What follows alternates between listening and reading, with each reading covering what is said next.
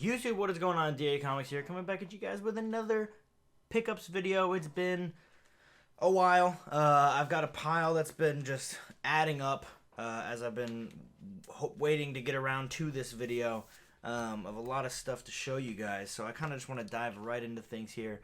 If you're new here, this is my video. I'm just jumping right in. This is where I show you guys my new comic pickups that I get, new books, back issues, everything in between, including what we're going to start with today, which is some graphic novels, or trade paperbacks, collected editions, whatever you want to call them. I got a few reader copies of books here that I just wanted to show you guys. So first, obviously, Vanish Volume 1. You guys know, if you've been watching these videos, I love Vanish. I have every single issue, but I wanted to get the trade paperbacks as they release so that I just have reader copies. So I went ahead and picked up Volume 1. Volume 2 doesn't come out for another couple months, and I will pick that one up as well, so that, you know, down the line I'll have the whole series and I'll be able to kind of read it at my leisure. But I really love what they did with this cover. They made like I don't know if I'll be able to show it here, but the white of the text is like glossy, whereas the rest is matte. It's really, really cool and really well done. Next up, I was really just looking for more like books to read, and so I went ahead and picked up another Donny Cates comic book. This is Crossover, Volume 1. This is the Barnes & Noble edition, so I think it's a different cover than the actual regular volume, and it is a double-sided cover, so you have that side, and then you flip it over and you have Madman on the other side, Michael Allred. But this is a really interesting comic book. I picked it up because it just sounded really interesting when I was looking at it at the store. It's basically a world where comic book characters all came to the real world, and they allude to a lot of the Marvel and DC characters. Obviously, they don't have the rights to actually put them in the book, but they allude to Superman and Batman and all these other characters. So it's kind of interesting seeing all the little Easter eggs of how they kind of like reference those characters. And then obviously they use some characters that they were able to get the rights to, some Image Comics characters that they, I guess, got the rights from those creators to be able to have them appear in this book, like Madman and other characters like that. So it's really interesting. There's only 2 volumes out right now. There's this and then Volume 2. And then I think the book is just on hiatus. I don't know if they're going to continue it or not. But I haven't finished reading this quite yet, but I am enjoying it so far, so I'll probably end up getting Volume 2, and then we'll see if it ever comes back. But really interesting concept, very meta, which I do like that. And then, obviously, I was getting into Image Comics. I had to get this one. This is Monstrous, Volume 1. Really, really good book out of Image within the last few years. This is written by Marjorie Liu. I'm probably saying that wrong. And then art by Sana Takeda. Is that right? That's what it says on the top there. Let me make sure I'm not giving false information here. Yes, that's correct. The art in this book, let me just flip it open real quick so you guys can see it. I mean, just the art style, let me find a non-spoilery page. The art style is just phenomenal. And that was what really sold me on this book. It was recommended to me by my brother. He was reading it, and I saw it at the store and I flipped through it. And the art is just so phenomenal. I had to pick it up. I read it. It was very good. I'm looking forward to picking up Volume 2 so I can keep reading it. I think there's like 7 volumes out right now. And then they're releasing new issues regularly. So I don't know if I'll start picking up the issues or if I'll just wait for the trade paperbacks. Because this isn't really a book that I'm looking to collect. It's more a book I'm looking to read. So we'll see what I end up doing with that. Next up, we got a couple DC books. This one is The Batman Who Laughs Deluxe Edition. It's a big book. I'm not sure I can get it in the frame there. I picked this up because I just wanted a reader copy of The Batman Who Laughs. I picked up a few of the issues back when it came out. I don't think I have the whole series, but I thought they were really cool, and I've always wanted to finish it. I never actually read the entire thing, and so I picked this up so that I could just have this to read, and I just thought it was really cool. I've always really liked the concept of the Batman Who Laughs. I think it's a really cool character, so I went ahead and picked that up. I'm currently reading it, though. I have not finished it yet. And then lastly, I picked up Batman Failsafe. This is Volume 1 of the current run of Batman, Chip Zdarsky's run, which, if you've been watching my videos, you know I love it. So I saw this was released when I was at the store, and I just wanted to pick it up because I wanted to read it again. And obviously I could read the individual books, but it's just a lot more convenient to read it in this format. I like to have a reader copy that I can read over and over and not really have to worry about like keeping it in good condition. I can throw it in a backpack if I'm traveling. You know, I like to go out and read in hammocks outside, and I'm not trying to bring a pile of bagged and board comics and like take them out and read and put it back. Like, that's a whole lot of work. It's a lot easier to just have this. I'm thinking I'm probably gonna pick up Volume 2 as well. That comes out later this year. The Batman of Gotham. So I'm probably gonna pick that up as well. Just kind of have the whole run, just because I just think it's so good. If you haven't read this series, you should definitely go out and pick this up. This is the Barnes & Noble exclusive edition. I think the difference is this one's like black and white with the red text and all sorts of stuff like that. But really phenomenal book. I highly recommend it. If you love Batman as a character, it's definitely worth a read. But that's it for the collected editions. Let's go ahead and dive into the individual issues. We are going to start with new releases first, in no particular... Well, not in no order. They are in order of worst to best. I like to leave the best for last. So let's go ahead and dive right in. First up, this is not necessarily the worst, but Spider-Man number 7. I really did not care for this issue, and I really did not appreciate that I had to pay more than cover price for it, because people just go crazy when there's a first appearance, and they're like, oh my god, this is going to be a key issue, it's going to be worth money. And what's annoying is that it's kind of a self-fulfilling prophecy, because so many people think it's going to be worth money, so they buy a ton of it, so availability is limited, so then the price goes up, which is really annoying. This book right now is currently going for like $30, $35 with a cover price of $4, simply because it's the first appearance of Spider-Boy, which I read this book. Spider-Boy only appears at the very end, and I have not found a single reason to care about him at all as a character. I'm actually really disappointed with that, because it seems like now this issue and the next issue, which I haven't even picked up yet because it's sold out everywhere, is just becoming the Spider-Boy comic. And it's like, this run, when it started, I was on board, I was enjoying it, and then it very quickly became just another shitty Spider-Verse story, and now it's the Spider-Boy comic, and all the key collectors are just like gobbling it up, thinking that Spider-Boy's gonna be relevant, but I feel like he's obviously a gimmick that's not gonna stick around. So I don't know. I'm not loving it, but it is what it is. But speaking of Spider-Man comics that are sucking, Amazing Spider-Man 24 and Amazing Spider-Man 25. I'm not gonna talk about these too much. I'm probably gonna make a separate video. I already made one video, or I've made a couple videos talking about this run. I'll probably make another one after issue 26 comes out to talk about that. I have seen the leaks of the character death. I'm not going to say it here, so don't worry about spoilers. But I'll save my thoughts on that for another video. But very disappointed, should be said. Venom 17, this is a duplicate copy. I accidentally got 2 because I thought that I didn't get Venom 17 when I had, so I got another one. And then Venom 18 here, or maybe 18 is the duplicate, I'm not sure. One of these is a duplicate. And then came out today, Venom 19. This issue continues to be mediocre, in my opinion. I have enjoyed that the last couple of issues have had some different artists, aside from Brian, what's his name, Hitch? I think his name? Oh, it's not in here. Aside from the usual artist, whose art I really do not enjoy, personally. But even with the change in artist, this series still continues to be boring, in my opinion. I have not been hooked. I have not been enjoying it. I do want to reread it, just because I have been reading it monthly as it comes out, and it's kind of hard to hold on to like very complicated plots at the monthly release.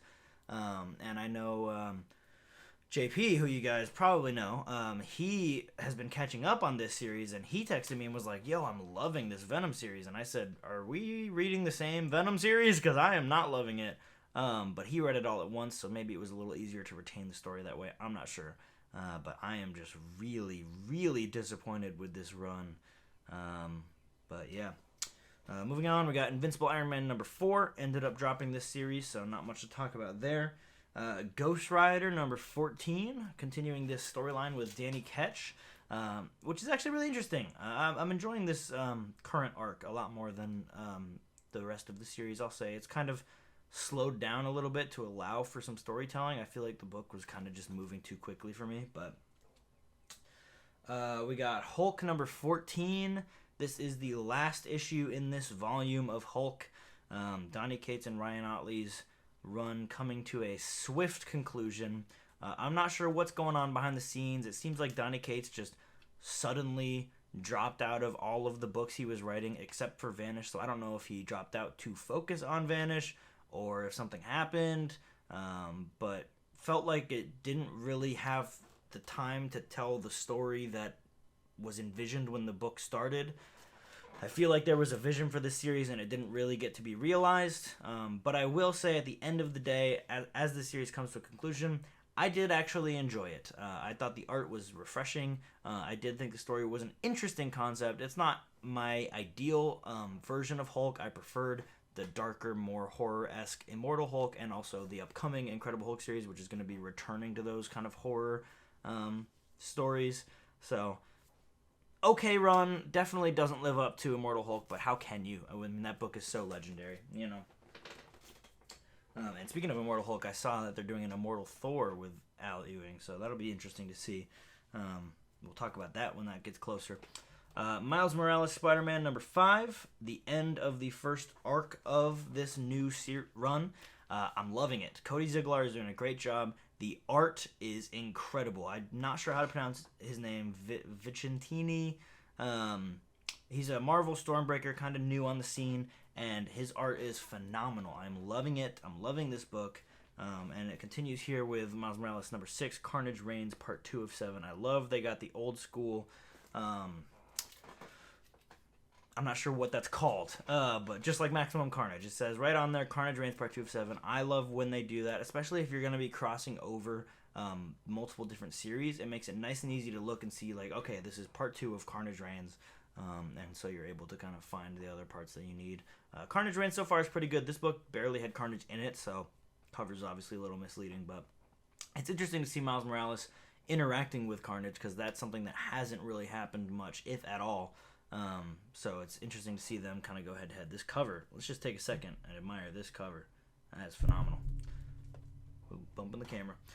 Moving right along, we got Superman number 3 from the new Dawn of DC series, and then Superman number 4.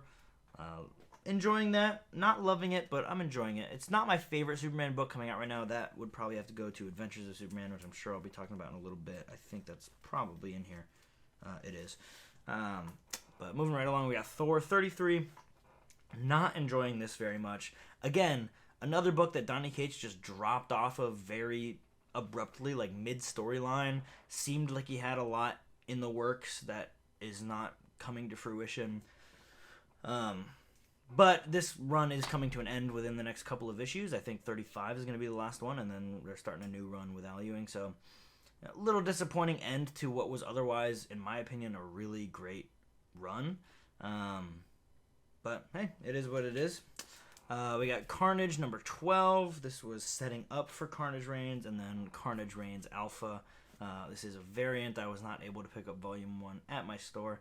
I don't particularly care that much to try and find a, not Volume 1, Cover A.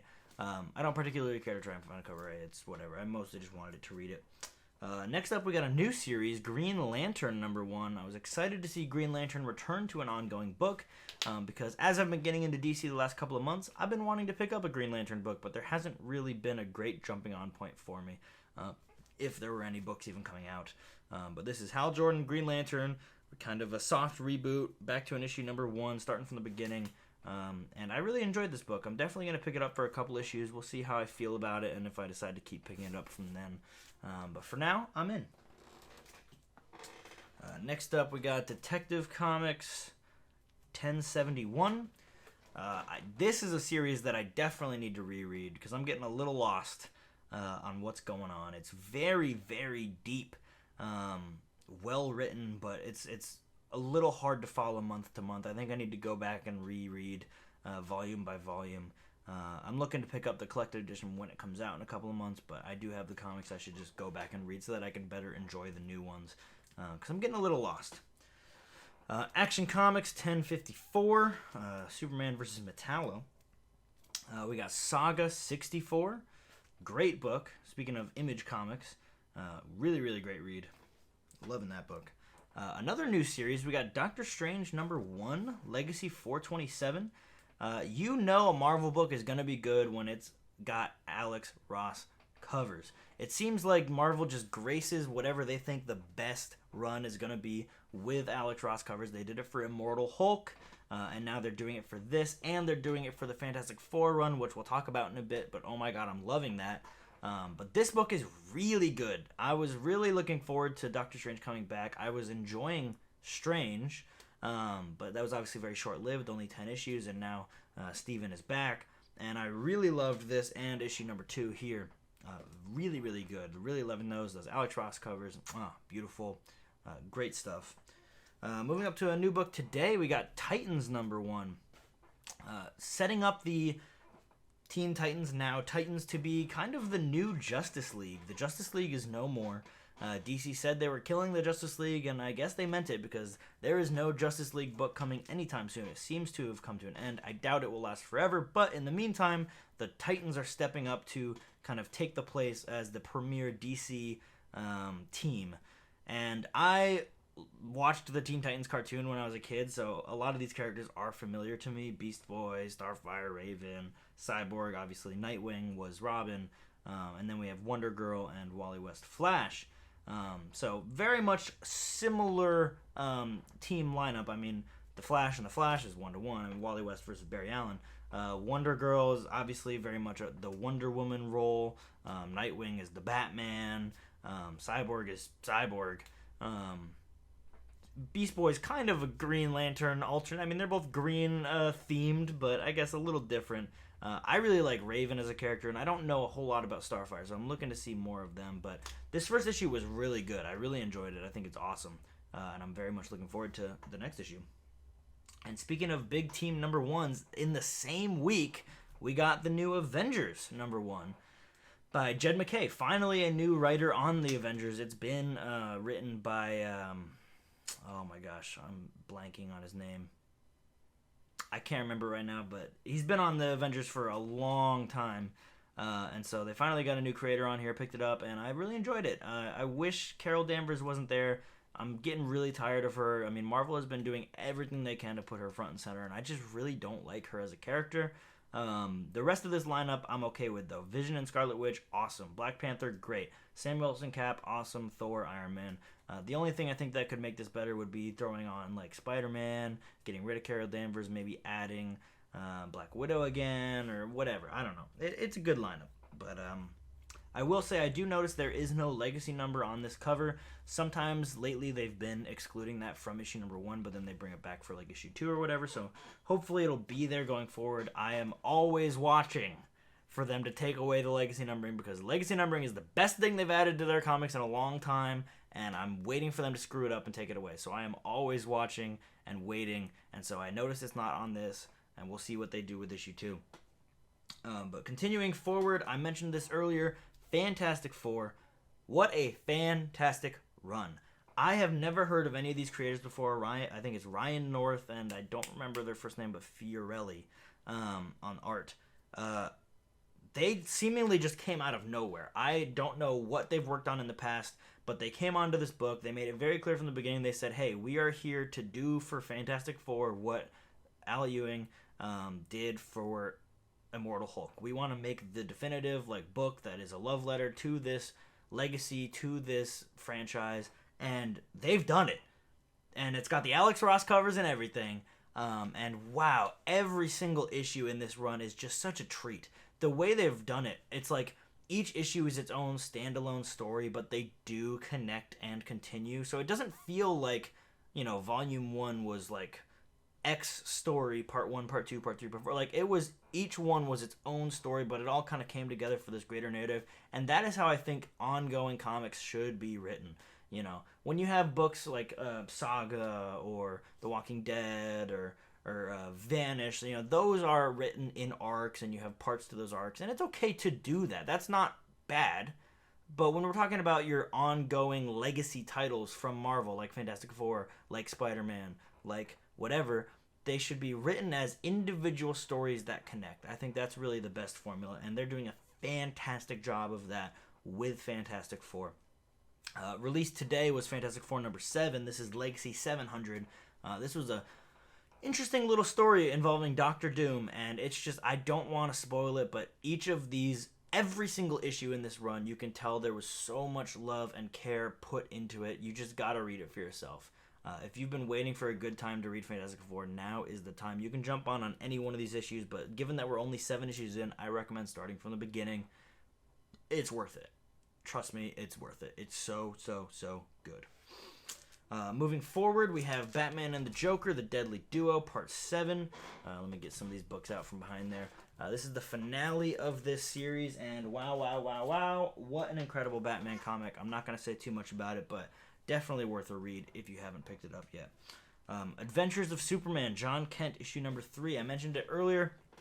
This is probably my favorite Superman book coming out right now, just because of its crossover with the Injustice universe, which I think is super, super cool, and I am here for it. John Kent has crossed over into the world of Injustice, and he's seeing Clark Kent, his father, as a dictator, basically, and it's a really interesting dynamic. It's a really, really interesting book. And then lastly, you know it, you love it, well, you know I love it, we got Vanish. We have issue 5, cover A. When issue 5 first came out, I was only able to pick up the foil edition. I actually wasn't able to find just the regular cover A, so I went ahead and got that. I also got this variant of issue 5, because I just really like the cover there. It's really awesome. I got another variant of issue 5. This is a Scotty Young variant. Good fun one there. Then we got issue number 6, cover A, and 2 copies of the foil edition of number 6. Accidentally got 2. There was not one at my comic store, but I got them both on eBay.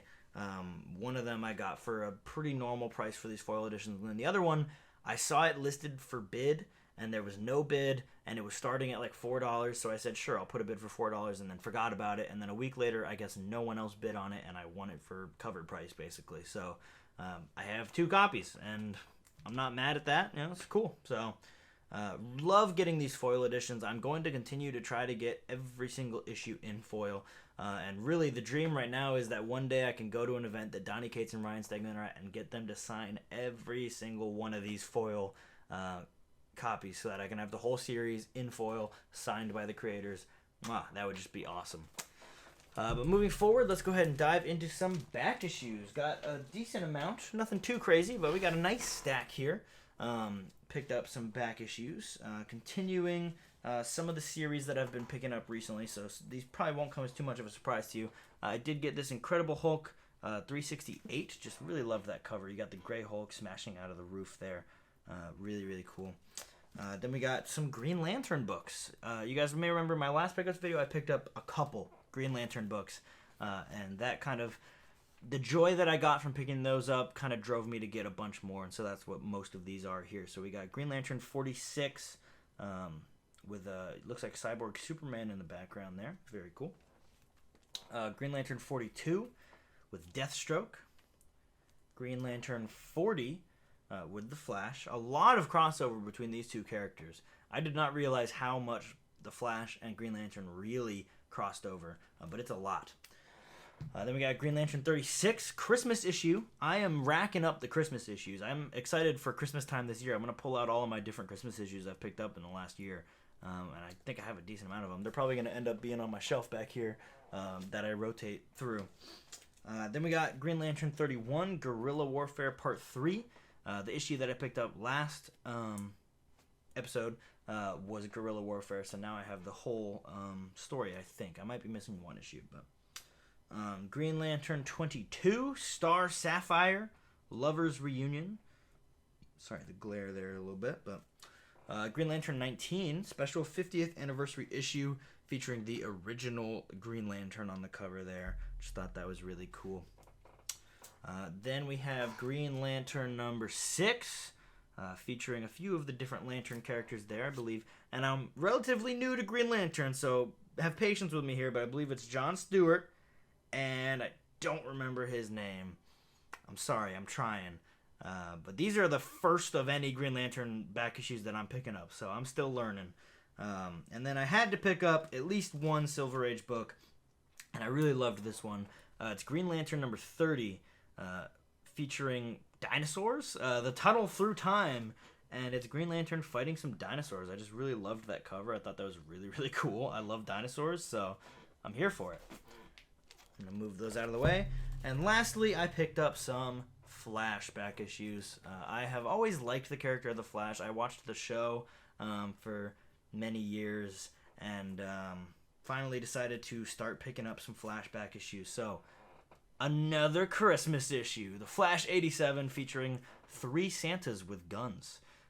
I just thought this cover was hilarious, so you know I had to pick it up. Then we got Flash 81 featuring Nightwing and Starfire, teammates from the Titans, which I just picked up today. So I believe this run of the Flash is in fact Wally West, so it makes sense that they're hanging out there. Then we got Flash 69, nice. Guerrilla Warfare Part 2 of 4.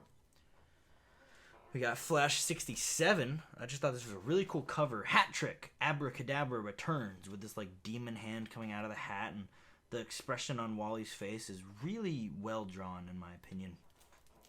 Then we got Flash 53, guest starring Superman. Obviously, awesome crossover. Flash 45 with Gorilla Grodd. I love gorillas. That's a known fact. Gorillas are my favorite animal, so obviously Gorilla Grodd is my favorite Flash villain. I think that's a pretty obvious one there. And then I got a couple Silver Age books for the Flash. We got Flash number 186. This really awesome cover of this like decayed skeleton in a Flash costume in a hole. Really dark and creepy, but cool. Then we got Flash 172, of course, featuring Gorilla Grodd on the cover. Like I said, my favorite Flash villain, so very obvious choice there.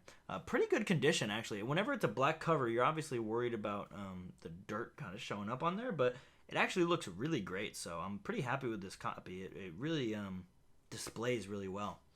And then lastly, we got the Flash number 150, featuring Captain Cold, one of the Flash's nemesises. I'm not sure how to say that, but very much featured in the Flash TV show. That's what I remember him from. My knowledge of DC heroes is very limited. This is all new to me, so I'm just diving into Green Lantern and the Flash. What I know of the Flash is mostly in part due to the show, so I'm still learning and seeing what it's like. But some really cool books. I'm excited to dive into some new stuff. I mean, I've been picking up Spider-Man comics for years. You know, I love Spider-Man comics, but it's nice to get something different with the Flash, with Green Lantern, you know, all of this stuff. So I'm really excited to keep expanding my horizons. I don't want to expand too much because the wider you go, obviously, the less depth you have in each one, you know. So, like, I don't want to have 10 Flash books, 10 Green Lantern books, 10, you know.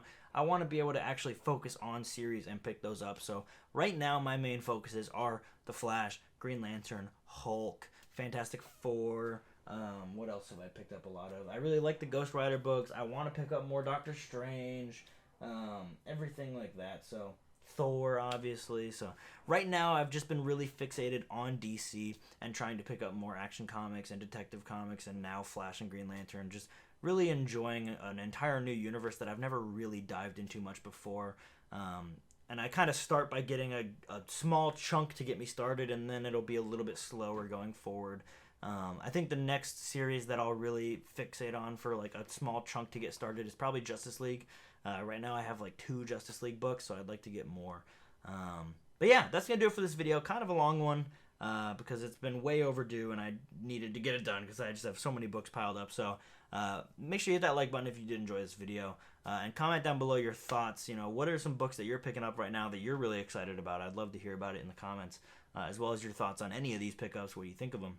Yeah, if you're new here, hit the subscribe button. You know, I put these videos out fairly regularly. Obviously, sometimes there's some gaps. You know, I just do this YouTube channel as a hobby, so you know, I can't really commit to any sort of regular scheduling. But yeah, if you want to subscribe, I will be having more of these coming in the future. So yeah, I'll see you guys then. Thank you for watching, and I'll see you guys in the next video. Peace out.